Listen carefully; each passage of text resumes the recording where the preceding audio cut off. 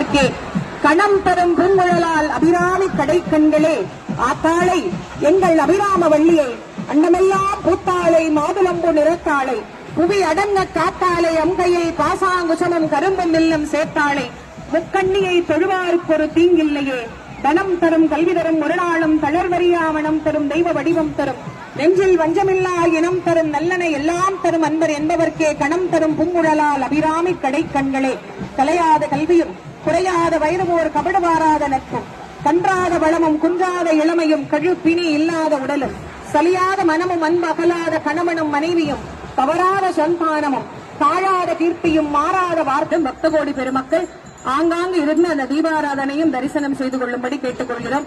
இதனை தொடர்ந்து ஒரு 10 நிமிடத்திலே நமக்கு 9:45 மணிக்குள்ளாக மூலஸ்தானத்திலே அம்பாளுக்கு மகா கும்பாபிஷேகமானது நடைபெற இருக்கிறது. அதை தொடர்ந்து அலங்கார தீபாராதனை எல்லாம் நடக்கும். அதுக்கப்புறம் பக்தர்கள் வழிபாடு செய்யலாம்.